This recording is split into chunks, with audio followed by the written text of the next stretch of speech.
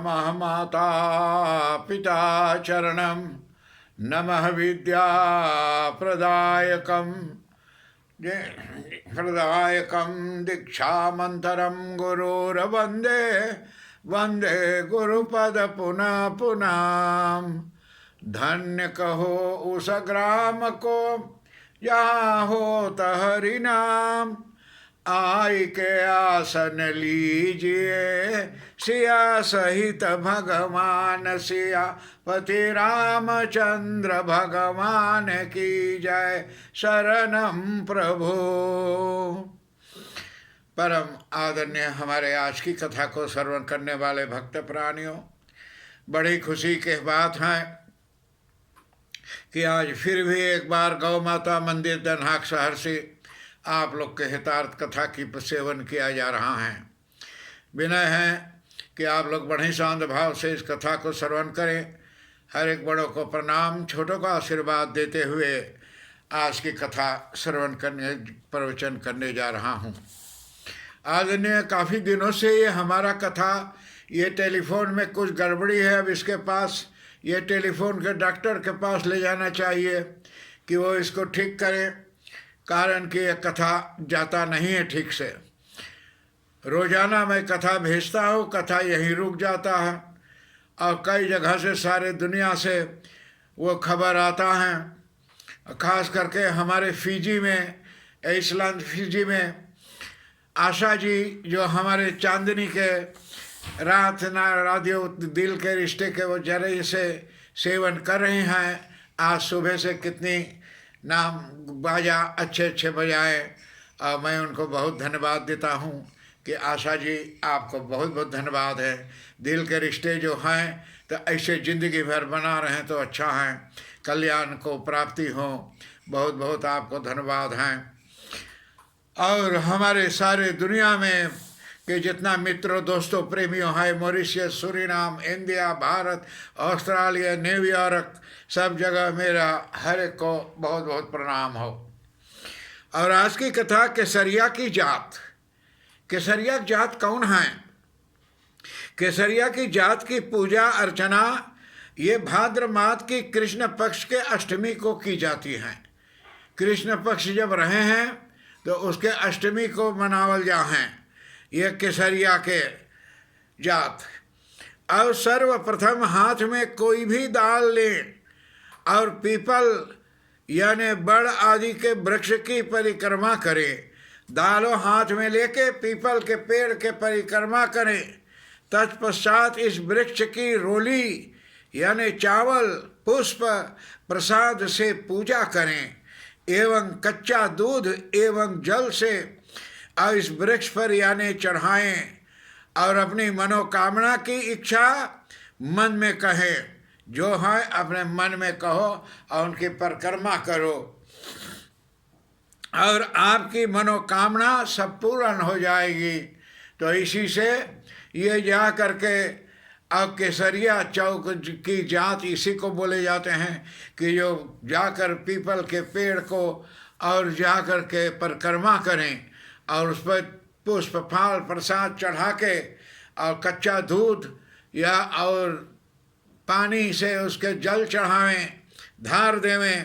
भभूत सिंह चौदस एक होता है और भभूत सिंह चौदस भाद्रपद की शुक्ल पक्ष की चौदस को होती हैं।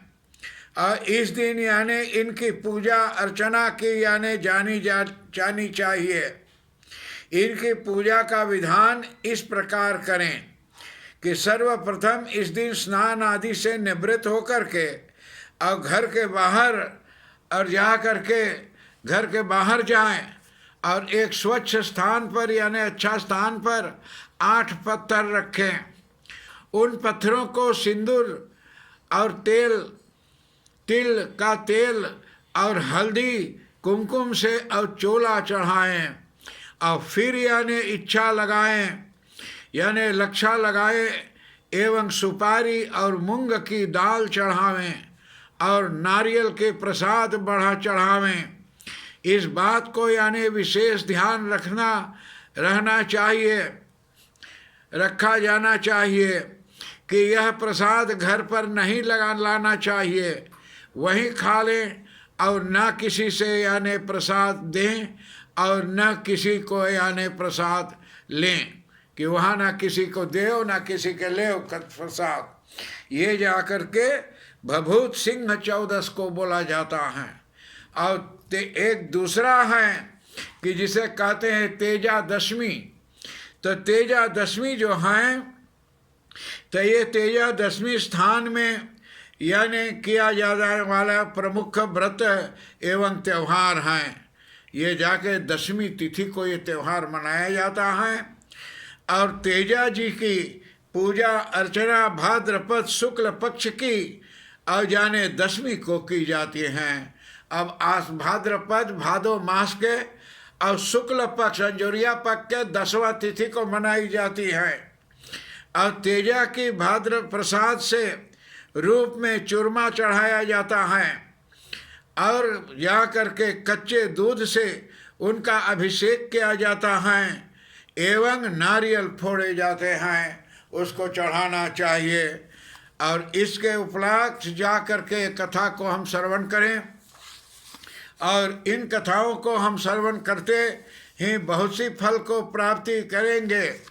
अब अगले बार की कथा होगा संतान सप्तमी का व्रत, यानी संतान सप्तमी क्या है। ये भाद्रपद शुक्ल पक्ष की सप्तमी को संतान सप्तमी का व्रत किया जाता है। यह व्रत प्रत्येक सुहागन को, नव यानी बंधुओं को जो संतान प्राप्ति के लिए इच्छुक हैं, किसी जाना चाहिए, किया जाना चाहिए इसको। इससे संतान प्राप्ति होती है।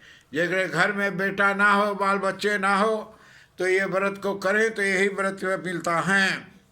संतान सप्तमी की कथा इस प्रकार है कि एक बार की बात है कि धर्मराज युधिष्ठिर और भगवान यानी श्री कृष्ण बैठे वार्तालाप कर रहे थे कि युधिष्ठिर ने पूछा कि प्रभु ऐसा कोई उपाय नहीं है कि उसके प्रभाव से मनुष्य यानी संसारिक झंझटों में से उलझा रहे, बल्कि वह धनवान हो। बोले दुनिया के जंजीर में ना पड़ रहे, वो आदमी धनवान होए और यानी सुखी हो, पुत्र पौत्र वाला हो।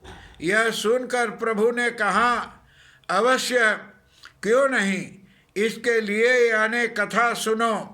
तो बोले थे काहे नहीं, जिसके घर में बाल बच्चे ना हो, बेटा ना हो, तो उसको जा कर के ये व्रत संतान सप्तमी व्रत करना चाहिए। तो भगवान बतावे हैं कि क्या है, तो यही बतावे हैं कि अगले बार के कथा में आप लोग सुन पाओगे कि भगवान क्या बताया है।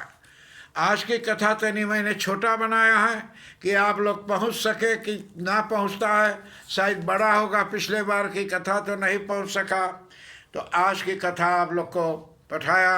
हमारे मॉरिशस में भैया प्रेमचंद बुझावन, कमला कुंजुल और सुनुक संजीव, और भारत देश में हमारे जितने मित्र दोस्तों प्रेमियों हैं, हमारे जनक जोशी, सुनील सभ्या, हमारे सूर्यभान सिंह, जयप्रकाश सिंह, महेश जी, जो हमारे अयोध्या का पंडित हैं, जो नया मंदिर बन रहा वहाँ का पुजारी हैं, हर एक को मैं बहुत बहुत यहाँ से प्रणाम आशीर्वाद देते हुए बड़ों को और छोटों को आप लोग से विदाई ले रहा हूँ आज के लिए।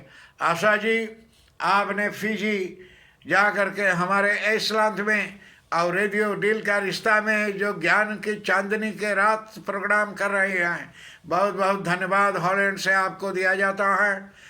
और फिर आप लोग से मिलूँगा। ओम शांति शांति शांति, हरिओम।